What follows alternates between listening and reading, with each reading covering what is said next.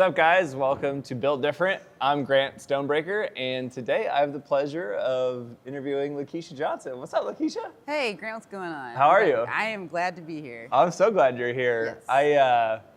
You've been a staple in the community. I see you, I feel like, at every event. Yeah. We just absolutely bump into each other everywhere. It's so fun. It's always a pleasure to run into you. So I'm glad we get to chat on film today. Yes, like in front of everyone. So. Yeah, this is good. So tell me a little bit about your business, Imperial Custom Printing. Yes, so I started Imperial Custom Printing back in April of 2020, so 1 month after COVID. And I was sent home from my corporate job at the time, and I decided, what better time to start an LLC than right now? Since I'm working from home, it's a little bit easier. So I decided to start my company then. The first couple years were a little shaky for me because everything was shut down. So I was kind of like, don't know. The way I was planning to get trained was also shut down. So I was self-taught for a while until about 2023. I was like, hey, I need some help. So I met a mentor down in Dallas. She got me together, and I've been off ever since.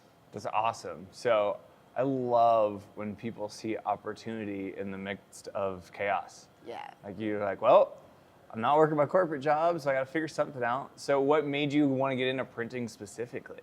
Well, funny story. I used to every morning log into YouTube to watch videos of just different things, and I randomly got a suggestion on YouTube of a guy printing t-shirts in his garage, and I was like, this is weird, I'm gonna watch it. So I probably watched that video like 20 times, and I was like, all I wear is t-shirts and hoodies. This seems great, this would be fun. I think I'm gonna give this a shot. So I had looked at other business ideas before that, and that was literally the only one that was like, I felt that spark in me, and I was like, I think I'm gonna go for this. So I bought my first piece of equipment in 2019 and went on from there. That's awesome. I mean, I can just see the way you light up when you talk about it. So it makes sense why you do what you do. Yes. And so you've expanded that to a lot more than just t-shirts and hoodies. Tell me what your favorite thing to do is right now. Honestly, my love is still t-shirts. Even though I can do hoodies, caps. I mean, I haven't done shorts yet. I'm waiting for someone to give me some shorts. But yeah, my favorite thing is t-shirts. It's the thing that most people get and wear, and they tend to be the most expressive on t-shirts. So that is my bread and butter. But I also do signs. That's my most recent thing I've added in the last couple years, and I've actually grown to love doing backdrops and retractable banners, just for people to help express themselves out in public. That's not something that they wear. So what type of signs? I like to do step and repeat banners, tablecloths, backdrops, I guess banners, vinyl banners. I can even do like floor patches, like the stickers and stuff for directions. So yeah, that's actually a pretty extensive side of my business. But yeah, most people just kind of stick to the basics with that. So. Well, that's awesome. Yeah. And I've actually had the privilege of seeing Kesha's operation in person. It's pretty sweet. Yes. And when you were showing me everything that you do, I'm just like, man, like you love this. Yes, like, it's I like do. You just like black out and you're in your zone. Yes, it's my own little world down there. So. Yeah, that's so sweet. So did you open a business before this? Have you been an entrepreneur before 2019? Or like tell me about like what was the journey before this venture? Yes, so this is like my third time attempting this. My first time was back in 2012.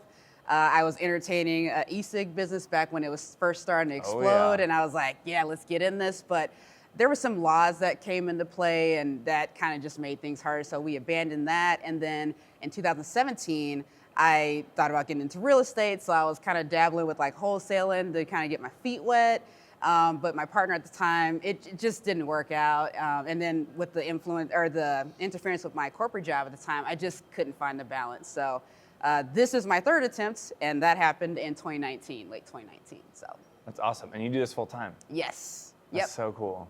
And you've got order minimums now. You don't just run around chasing, you're busy. Yes, I am very busy. Things exploded for me after 2024. So yeah. What's your biggest order you've done so far? My biggest order has been for One World here in Omaha. So I ended up doing about 700 polos for them, embroidered. So that was my biggest order, and I'm super proud of it. They were taking those and like spreading them all over the nation. So it's just kind of a cool concept that I get to do that, and yet all my work is just like everywhere because of their conference. So that's so cool. Yep. So I'm going to challenge whoever's watching this to beat that 700 count order. You've got to hit 1,000. Hit up Kesha, Imperial Custom Printing. She's based here in Omaha. How do we find you? Yes, so I am on Google. You can Google Imperial Custom Printing. I'm there. I'm also on all social media platforms. So I'm on Facebook, TikTok, Instagram, you name it, I'm on there. So I'm also on LinkedIn as well, so you can find me there. Dope. What's one piece of information that you'd like to give to the future generation, like the next entrepreneur that doesn't really know where to start, or if maybe they're just not sure if they're going to do something? Yes, so my favorite advice to give for that is find a mentor.